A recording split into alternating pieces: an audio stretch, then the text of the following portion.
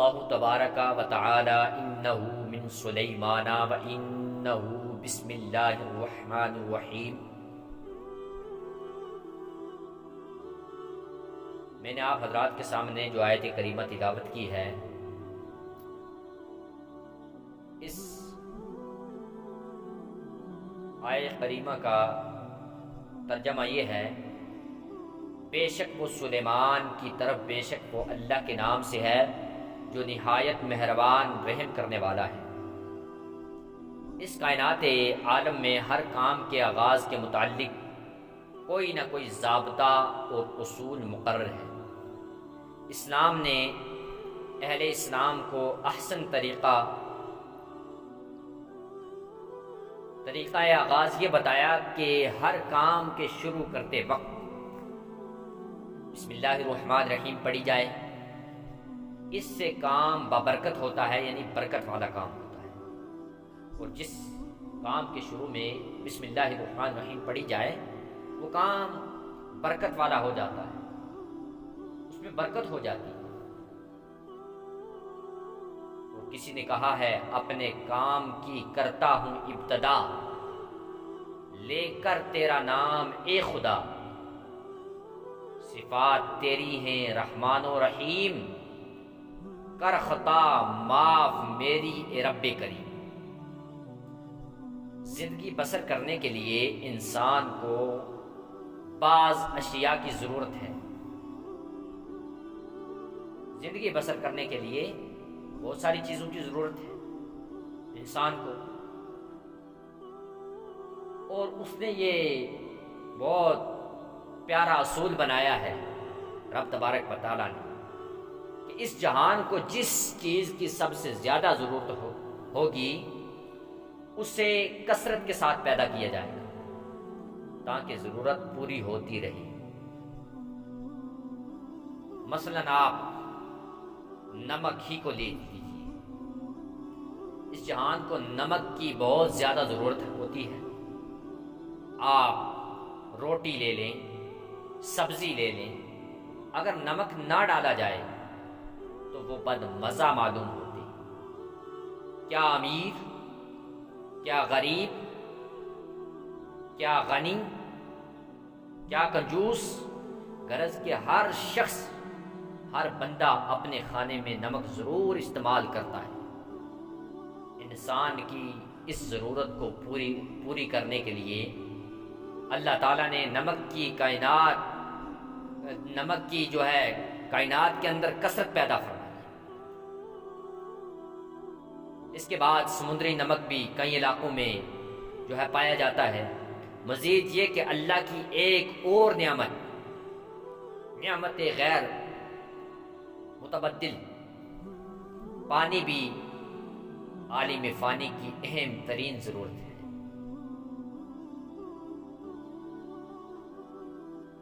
انسان و حیوانات کی زندگی کا سہارا اسی پر ہے۔ اللہ تعالیٰ کی شان کریمی ملاحظہ ہو کہ دنیا کے ایک حصے میں خشکی اور 3 حصوں میں پانی ہی پیدا فرما دیا۔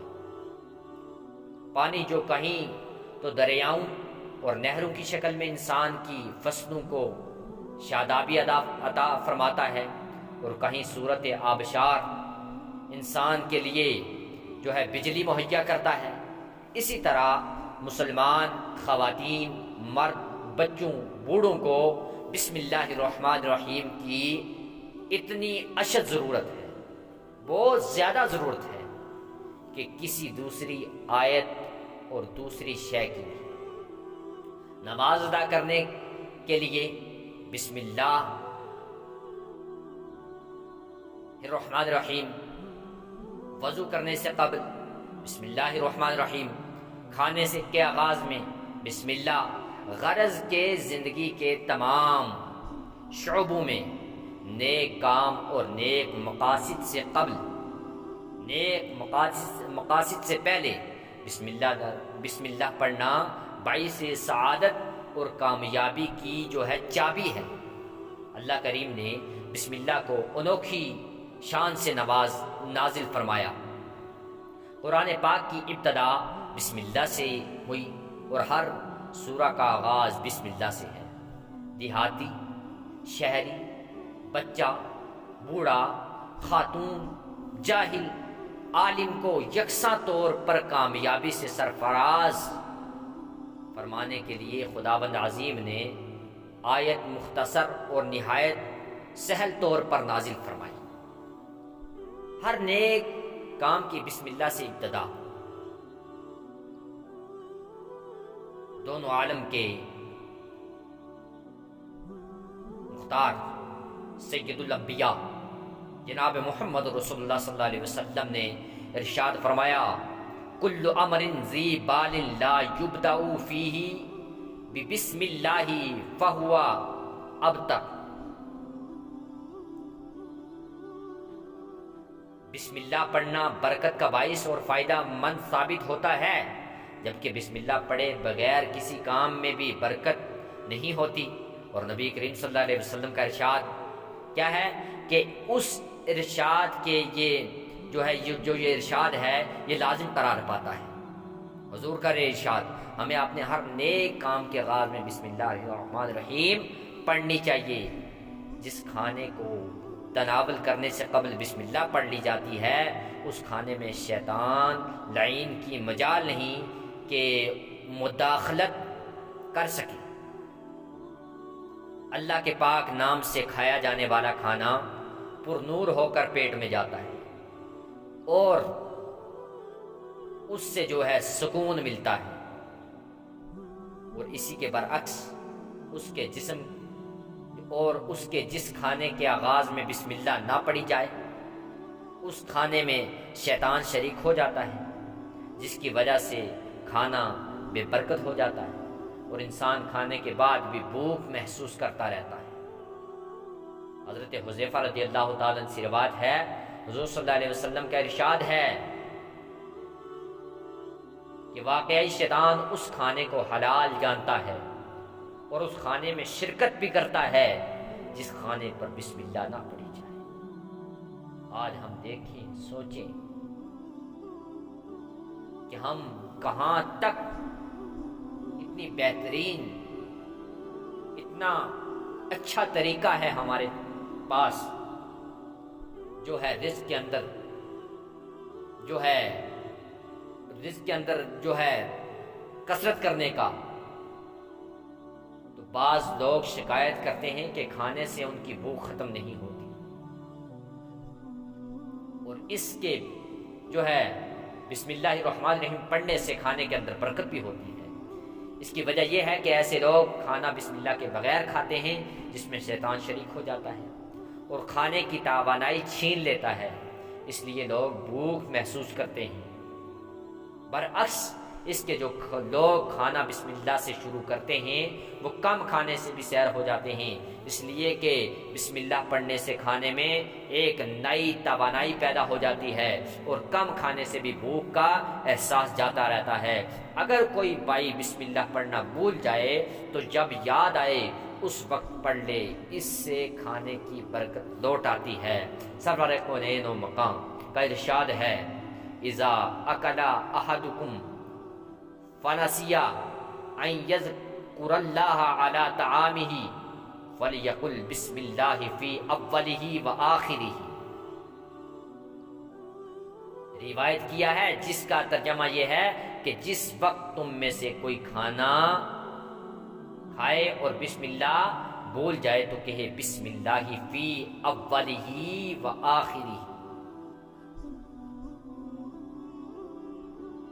شمع رسالت کے پروانے، محبوب حقیقی کے سچے محب، جلیل القدر صحابی حضرت ابو ہریرہ رضی اللہ تعالیٰ عنہ فرماتے ہیں، ایک مرتبہ ایک مسلمان اور ایک کافر شخص کے شیطان میں ملاقات ہوئی۔ کافر کا شیطان خوب موٹا اور تازہ، بدن پر کپڑے اور سر پر تیل لگائے ہوئے تھا، جبکہ مومن کا شیطان دبلا پتلا، برا گندا، سر اور ننگا تھا۔ کافر کے شیطان نے مومن کے شیطان سے پوچھا، بھائی تمہاری یہ حالت کیوں ہے؟ اس نے جواب دیا، میں ایک ایسے مرد خدا کے ساتھ ہوں جو کھانا کھاتے ہوئے بسم اللہ پڑھ لیتا۔ اس وجہ سے مجھے بھوکا رہنا پڑتا ہے، اور جب وہ پانی یا کوئی اور چیز پیتا ہے تو اس کا آغاز بھی بسم اللہ سے کرتا ہے۔ اس وجہ سے مجھے